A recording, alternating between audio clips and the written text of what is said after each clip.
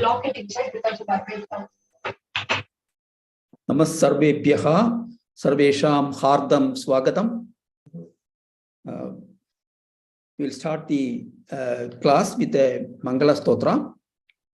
Krishno rakshatu manchara chara guruhu Krishnan namasyamyaham Krishne namara satravo vidikataha Krishnaya tasmai namaha Krishna deva samutthidam jagadidam Krishnasya dasosmyaham Krishne bhaktira chanchalastu bhagavan He Krishna tubhyan namaha Prapanna parijataya Totra vetraika panaye Jnana mudraya Krishnaya Gita mritaduhe namaha Vasudeva sutan devam Kamsa chanura mardanam Devaki paramanandam Krishna vande jagadgurum.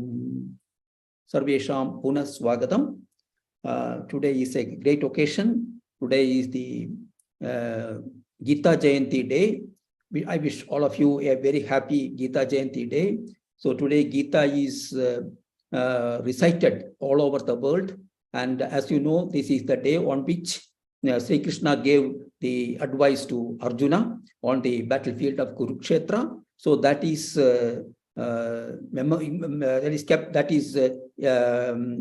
remembered today by chanting the Gita Parayanam, that is the full 18 chapters of the Gita. Just now our group concluded one round of chanting. From 5:30 we started and we finished just now one round of Parayanam of Bhagavad Gita.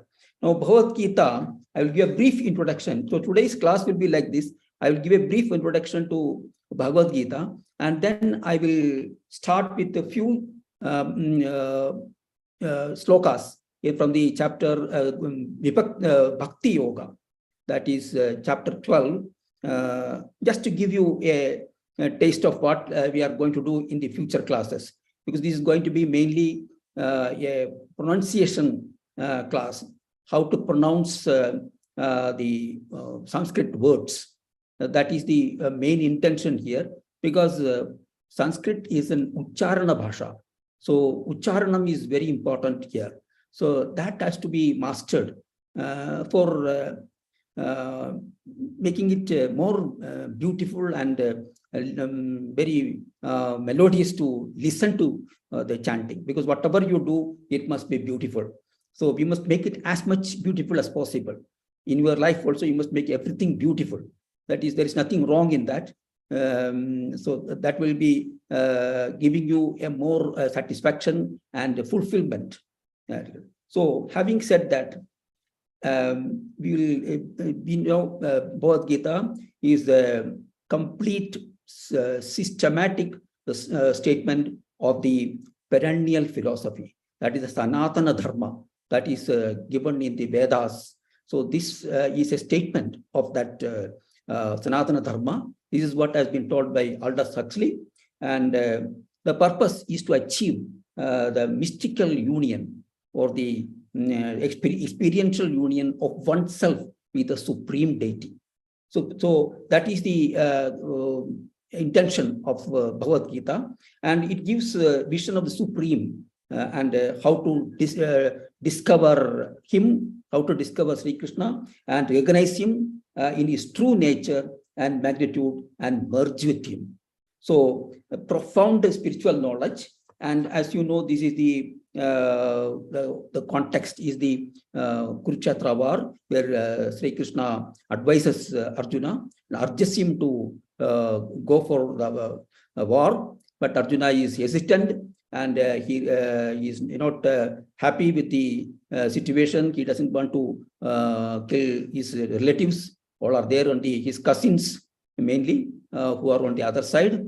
But then Sri Krishna gives this advice, this profound advice, and hearing that, Sri Krishna, Arjuna is emboldened and he loses all his misconceptions and he gets ready for fight. So this is the context of Bhagavad Gita, and it's a conversation between Sri Krishna and Arjuna.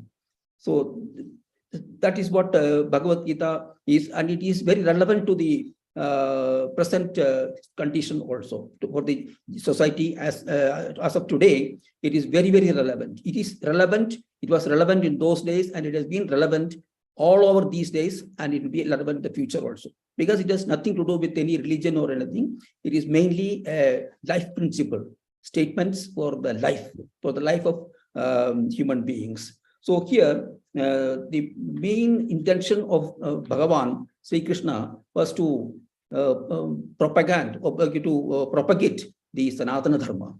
That is his thing. So he says, Yada yada hi dharmasya glanir bhavati bharata abhyutthanam adharmasya tadatmanam srijamyakam. So in this, he gives he enunciates the Sanatana Dharma, the great principle of the Hindu Dharma. So in this, the main thing is because it's very, very scientific also, and it is mainly required for the harmony.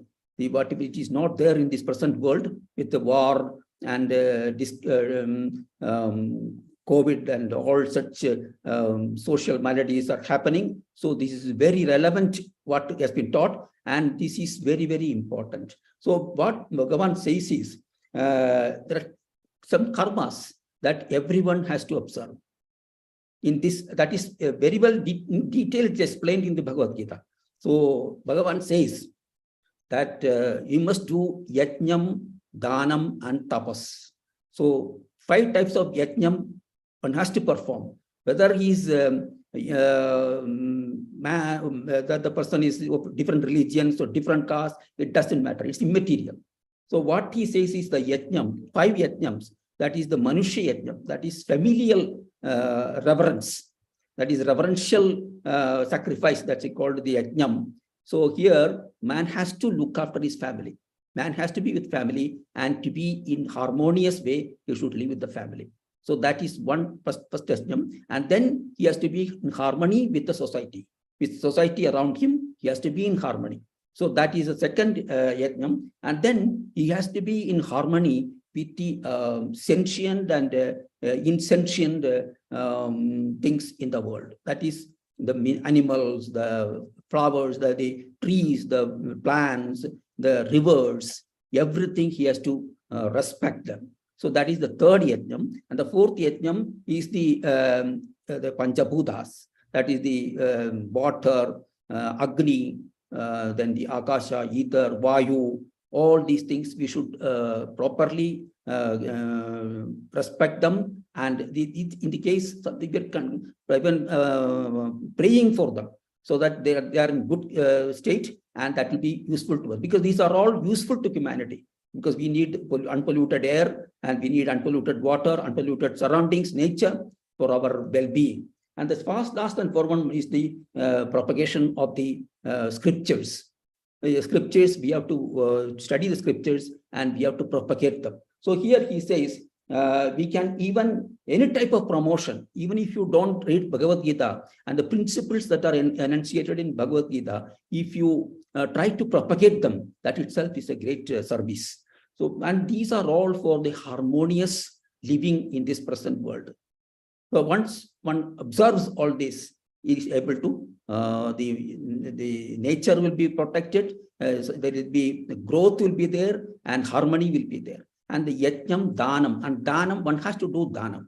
That is, one has to donate. That is very important. Whatever possible, one has to help others and give danam, so that the society is not topsy-turvy, that is very rich, super rich, and the super poor. So we don't want that distinction. So in order to bring that distinction less clear, that is make them more equitable, we have to give danam. Whatever possible danam we have to give. And then the tapas. Tapas is not something that is done in the Himalayas or in the forests, but it is something that is done, some conditions that we have to observe. These conditions are physical, and then the verbal, and then the manasikam. That is physical, that is discipline, physical discipline. So we have to observe do proper exercises and we have to take proper types of food. Everything is explained in the Bhagavad Gita. What type of food is sattvika food, what type of food is rajasic food, tamasic food, everything is explained. So that we have to follow about food, and then we have to have discipline of the verbal, how to speak with people. You have to be very, very careful with while speaking. If you utter anything that is not very harmonious, then there could be, as we can find it out in our present society, we can find how people talk irresponsibly and get into problems. So we have to be very careful with our speech. That's a discipline of speech and then discipline of the mind. So these three have to be followed. So Bhagavan says in Bhagavad Gita, he is repeatedly telling that these three karmas, these three types of disciplines have to be performed, and it is prescribed in the Vedas, and it is compulsory. It is not something that we can avoid. We have this compulsory. If we want the harmony of the family, harmony of the society, harmony of the environment, and everything in this world is possible with this. This is like a kamadhenu. That is, it will give you any type of benefit that you want. So be observing these types of conditions, we can get anything that we want. There will be growth, there will be development, there will be personal growth, there will be societal growth, and there will be growth of the country and growth of the humanity also. So these are all some things that is repeatedly told in the Bhagavad Gita. So we have to follow them without any break. And tapas is something that we intend to do, and then we don't break it. We say we will do, we will get up early in the morning, then by all means get up at that time. So that is called tapas. That means that you bring a control over yourself, and you know that you can control yourself. So that sort of discipline you have to bring, and these are not difficult, very easy to achieve if we have the intention. So the intention is very important, and that is what I have to stress here, and it is explained in Bhagavad Gita. As we go with this, continue this learning this slokas from chapter to chapter, you will see that different chapters deal with different aspects, and we will see the importance of all those conditions and practices that we have to follow. And so now our intention is focus is mainly on chanting practice. So that is the pronunciations and the how to pronounce the Sanskrit words and how to understand the sandhis. You know, Sanskrit is a language which is very, we use a brevity. Brevity is very important in Sanskrit. So if one uses, say, 20 words in the English language, we will use only 12 or 15, 12 or 13 words in Sanskrit. The same meaning is expressed. So there will be a lot of interconnections and compression will be there in Sanskrit. And another thing is Sanskrit, these are all in sloka form. So the earlier days, there would be any writing or printing presses were not there. So at that time, it used to go from generation to generation only by oral teaching. So orally, they will learn the slokas. Like we have heard of Vedas also, they are taught only orally. There are no, presently there may be there, but in the earlier days, there were no printed books on Vedas. So that's why everything is in the form of a song, so that it is easier to by heart and keep in memory and practice them. So with this brief introduction, we will try to take one sample of how we are going to proceed with this course. So here I will take, for example, the I will give you, from the next class, I will give you all the rules for pronunciation. Everything will be explained. So there will be absolutely no difficulty for you. And if at all you find anything difficult, you're always free to approach me or any other other devotees, serial devotees, so they will help you. So absolutely no problem on that. And our intention is mainly to propagate the message of Bhagavad Gita. That is our intention. So that it reaches as many people as possible, they will benefit by it. And the society will improve, and the nation will improve, and the whole humanity will improve. That is our intention.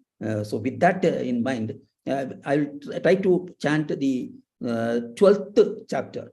12th chapter is on Bhakti Yoga.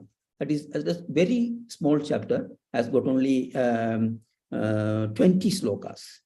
So this comes after the Vishwarupa Darshana Yoga, 11th chapter, Vishwarupa Darshana Yoga, in which Bhagavan exposes himself, that is, allows Arjuna to see his Vishwarupam. So after seeing the Vishwarupam, Arjuna is very much frightened. And he says, no, I don't want to see, I'm afraid. So please go back to the original form. Like that, he is very much afraid of that. So Vishwarupam he has shown to Arjuna. So after that, this is next chapter, and it starts with the Bhakti. It ends the Bhakti Yoga, because Bhagavad Gita has got Karma Yoga. First 6 chapters related to Karma Yoga, then Bhakti Yoga, then Jnana Yoga. So this ends with the Bhakti Yoga. So this is what is this chapter. And now I will chant the slokas, and you can repeat by raising. If you raise your hands, they will call you, and you can chant along with me or after me. I will chant first with the pronunciation rules. I will chant. Though you don't know the rules, I will chant with the rules, and you can see how it is chanted. So we'll start. Om Shri Paramatmane Namaha. Any of you can chant.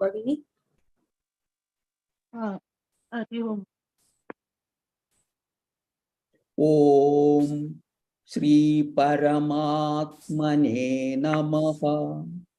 Om Shri Paramatmane Namaha. Atha Dvadashodhyayaha. Ata Dvadashodhyayaha. Bhakti Yogaha. Bhakti Yogaha. Arjuna Uvacha. Arjuna Uvacha. Evam Satata Yuktaye. Evam Satata Yuktaye. Bhaktastvam Paryupasate. Bhakta Swam Paryupasate. Bhaktastvam Paryupasate. Bhakta Swam Paryupasate. Ye chapyaksharam avyaktam. Sorry, sir. Ye chapyaksharam avyaktam. Yesham Akshara. Ye chapyakshara. Ye chapyakshara. Etam Vakshara. No, that is, it's a Sanskrit word that is combined with Santi. Cha, api, aksharam, avyaktam, like that. These 4 words are converted, combined, compressed into one word. So it difficult. Ye chapyaksharam avyaktam. Etam Vaksharam Avyaktam. Ye chapyakshara. Etam Avyakshara. Ye chapyakshara. Etam Akshara. Ye chapyakshara. Etam Vakshara. I don't have PDF, sir. I just am listening. I'm seeing it. Which Okay, that lesson? is now even with listening, because listening is most important than anything else. Just listen and try to repeat. Ye chapya cha Oh, etam. Okay. cha api Api aksharam avyaktam. Avyaktam. Avyaktam. Avyaktam. Yes. Cha api aksharam avyaktam. If you combine them together, You go on telling cha api aksharam avyaktam, cha api aksharam avyaktam, you say it will become chapyaksharam avyaktam. Apaksharam avyaktam. Okay, we will on the as we go, we will definitely learn it. Teshanke yoga vittamaha. Tesham ke yoga vittama. Vittamaha. Tama. Okay. So in Sanskrit, thank you very much. This is only a sample of the chanting practice that we'll be doing. No problem. First day it will be extremely difficult. It's very well known. And Sir, we'll get PDF no, sir? Definitely, I will. It will be put on the screen. It will come on the screen, so that you'll be able. It will come in the that is the Sanskrit script. In the script, it will come so that you can see it and read it. No problem. Here, in Sanskrit, you have to pronounce each and every letter. Bhaktastvam is so there is a bhaktaha tvam. So bhaktaha tvam. So that is combined bhaktastvam. So like that, there are so many words which are combined using sandhis. So it will become what you call a samyuktaksharam. We will learn about all those things. That is the combination of two, three vyanjanas, consonants. It will become a bit difficult to pronounce, but we will learn, no problem. All of you will learn, absolutely no problem. Today it may be difficult, but definitely you will all learn. And here we'll say this particular sloka, it says that Arjuna uvacha, that is Arjuna said. So evam sat. So in the previous chapter we have seen that it is the Vishwarupa Darshanam. So Bhagavan, Sri Arjuna has seen the Vishwarupam, and then the next chapter he is asking a question to Bhagavan. So everything is in the form of question answer. So Arjuna asks questions after questions, and Bhagavan goes on answering without any kind of impatience or getting annoyed. He answered them very well. So Arjuna again asks, after seeing that Vishwarupa Darshanam, he is asking, those devotees who are steadfast and worship you thus, that is, they worship your rupam, your actual Bhagavad Rupam, that is the with all the gunas, they worship you in that way. And what is the difference? There are other kinds of people who don't believe in this Saguna Brahma, that is with the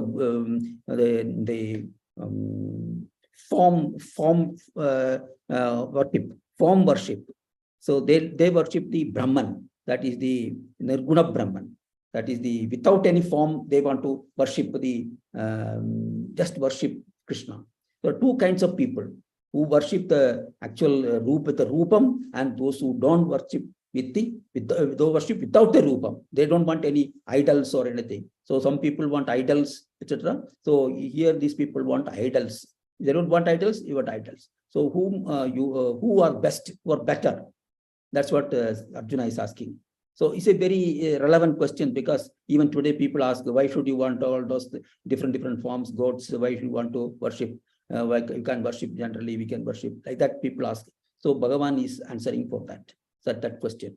So we'll go next sloka. Then Shri Bhagavanu Vacha. Bhuvaneshwari Bhagini.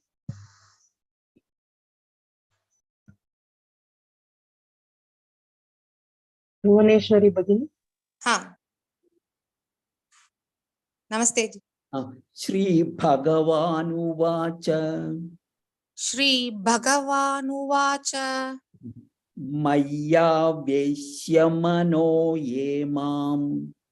Maya Vyeshamamano Vevyam. I will chant word by word. Maya Veshya. Maya Vyesha Mano Mano Yemam Yemam Nityayukta Nityayukta Upasade Upasade Shraddhaya Shraddhaya Parayopetaha Parayobetaha Parayopetaha Parayobetaha Teme Teme Uktatama Uktatama Yuktatama Yuktatama Mataha. Mathaha. Yes. So this is the second sloka. So Bhagavan is replying for that.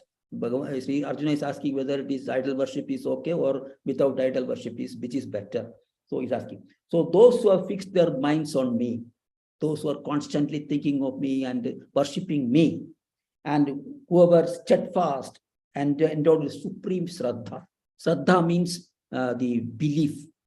So with belief, those who worship me, the idol form, with the idol form, if they worship me, them I consider perfect in yoga.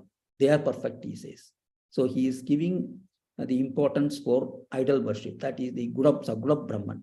He is giving importance to that. So that's what Bhagavan says. And he'll say why it is so, why he is giving that opinion. He says that. So that is, he is not keeping anything secret. Why people with worshipping the God in the form, in the idol form, is better. Bhagavan is telling in the next few lines. So we're going to continue with the next sloka. Next.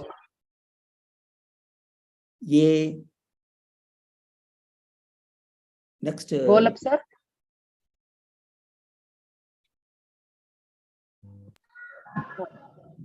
Yes, sir. Just repeat. Ye Tvaksharam Anirdesyam Avyaktam Paryupasate Sarvatra Gamachintyancha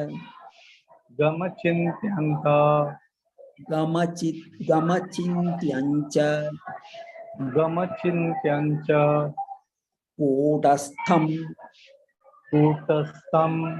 Achalam Dhruvam. Okay, good. So Bhagavan says in the third sloka, those who worship the imperishable, that is the Avyaktam Nirguna Brahman. So those who worship the imperishable thing, the indefinable, that is the without any form, you cannot define them. The unmanifest, that is all these are there. Ye Tvaksharam, imperishable. Aksharam, charam is perishable. Aksharam is imperishable. Anirdesyam, that is indefinable. And then Avyaktam is unmanifest, not seen, it cannot be seen. And the omnipresent, Sarvatra Gamam, and the unthinkable, Achintyam, and the unchangeable, Kudastham, Achalam, and the immovable, Dhruvam, etc. The eternal. So this is the, he is describing the second kind of bhaktas. So this he has not completed the his meaning here. Only with the next sloka it will be complete. So this is a part of the conversation. Next sloka. Sanniyam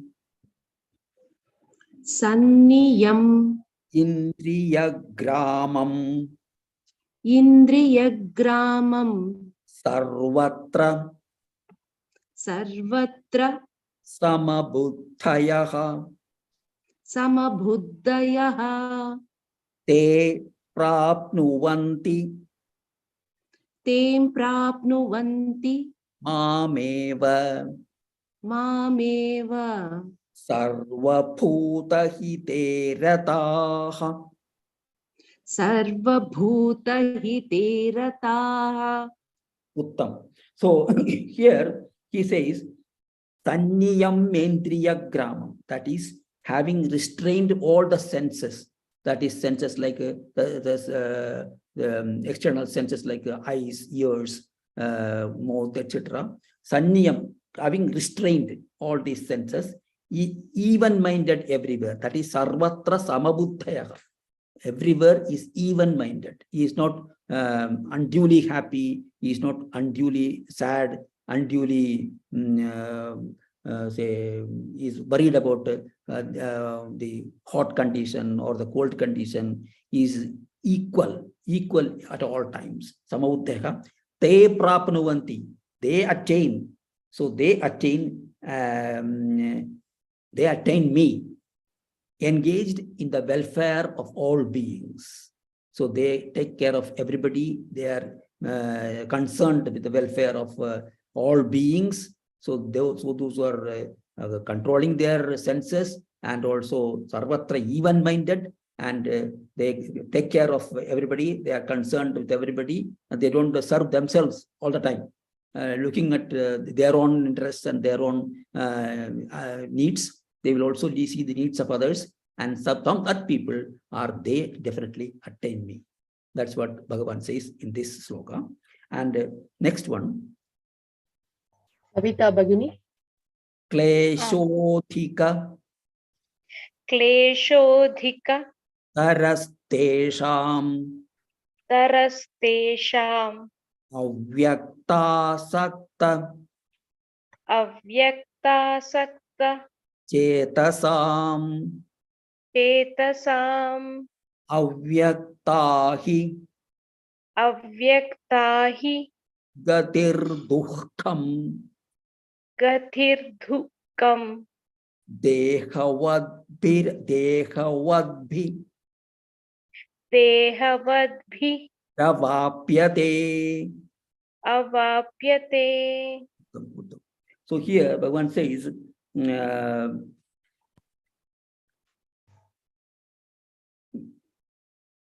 it is those who are worshipping the Nirguna Brahman, that is without idols, without anything, it is very difficult, because we are used to seeing the forms.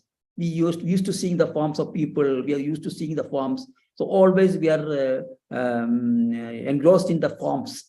So in such a case, it's very difficult to imagine a Nirguna Brahman, Nirguna this thing. It's very difficult. Or normal people cannot do that. Ordinary people, of course, maybe those who have attained a higher state, maybe they will be able to do this. Normal people cannot do that. That one says that.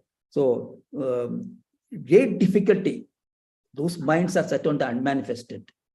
That is without any. They are not observable, and they are avyaktam. That is unmanifest. So that is very difficult. For the goal of the unmanifested is very hard for the embodied to reach. So we are having body. We are all having body. So it's very difficult to think of something without body.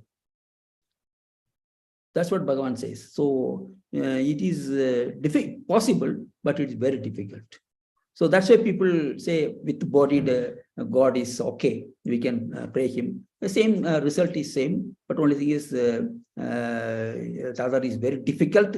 If possible, one can try that, but difficult, that's what Bhagavan says. So this is what he says, that this is better. That is the with the body, with the form, worship is better than the other one, because that is difficult, and they will give up if they are not getting the result, or if they are not able to not getting the result. They are not getting any. They are making any progress. So they will give up shortly. But if the body form, you will continue to maintain this thing, and you will maybe achieve the goal. One more sloka we will tell. Ye tu sarvani. Rima Shri Ram Bhagini. Namaste. Ye tu sarvani ये तु सर्वाणि karmani कर्माणि mayi sanyasya मयि सन्न्यस्य matparaha मत्पराः ananyenaiva अनन्येनैव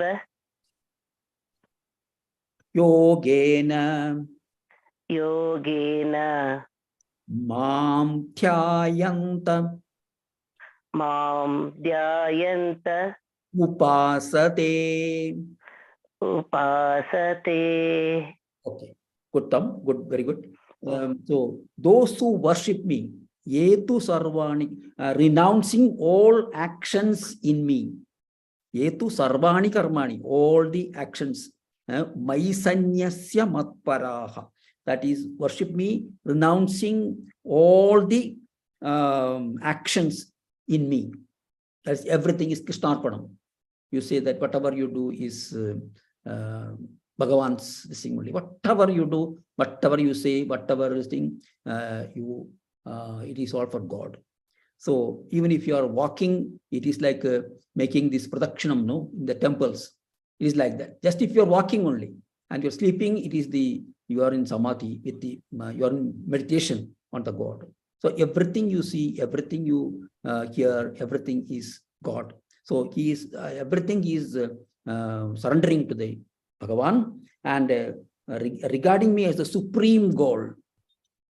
Supreme goal. So if he pursues this, surrendering all his actions to me, then meditating on me with single-minded yoga. Ananyenaiva yogena, that is without any other this thing, with a single-minded devotion, if he is surrendering all his actions to me and he is keeping me as a supreme goal, then it is definitely going to be liberated. He will be liberated. So this is on the Bhakti Yoga. So here Bhagavan stresses on the importance of Bhakti.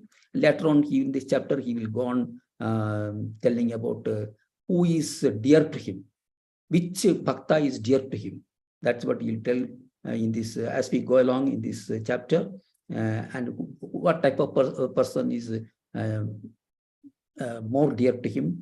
And he also says, Jnanat Jnanam Abhyasat. And all these practices, if you do, you will get Jnanam. And Jnanat Dhyanam Vishishyate.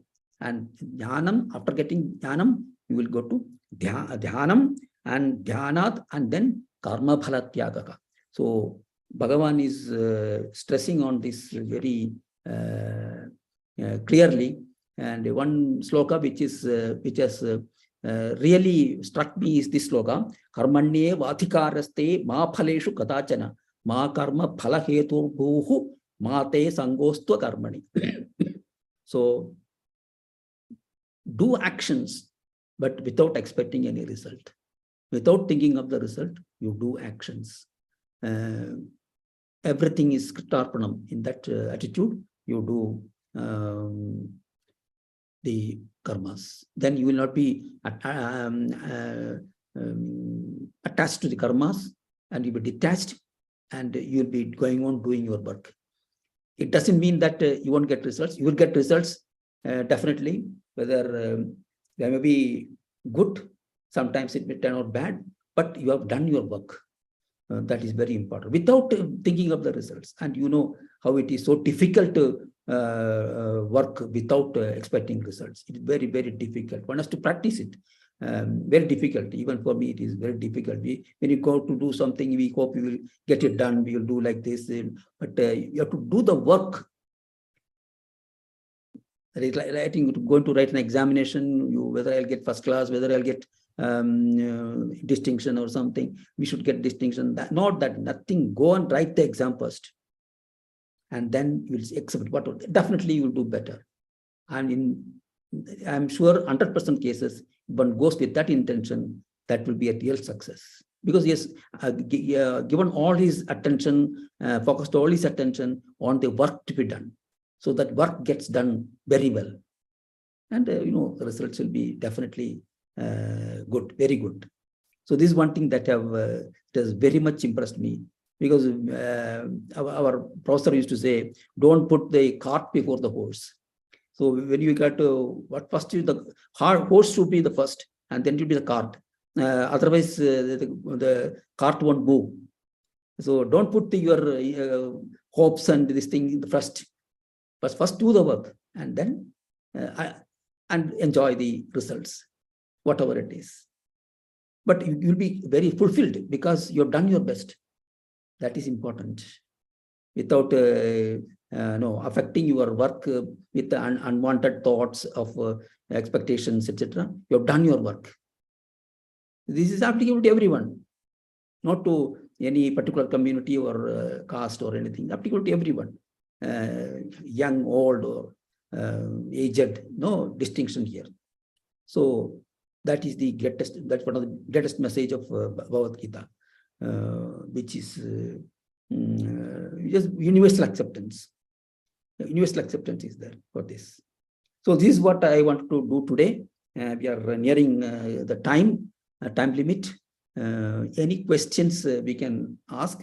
If you have got a few questions, we can ask. We can try to clear your doubts. Please raise your hand if you have any queries.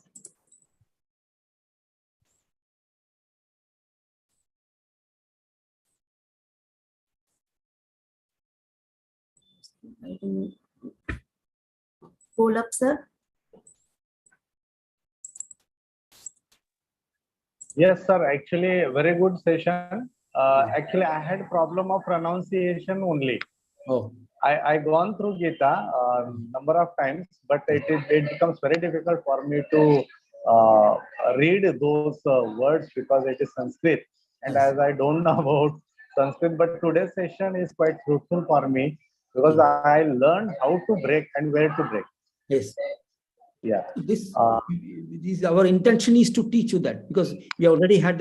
I myself was a student a year ago, with struggling with the pronunciation. So our guru was there, Jayanti ma'am. So very efficient teacher, without getting any. Very patiently she taught us, and she has taught us very well. And we are today able to chant with good confidence. The morning we finished reading the entire Bhagavad Gita. Some 18 devotees chanted. Excellent chanting. You can listen to the video, or the recordings will be there. You can listen to them. It's excellent. So within a few days, you'll be able to catch up with all the pronunciation, and I'm sure that your this thing will be fulfilled. I can assure you. Thank you. I can assure you.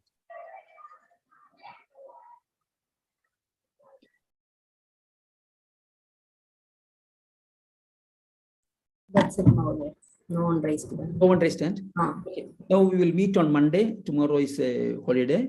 We will meet on Monday. Monday we will start with the rules, the pronunciation rules.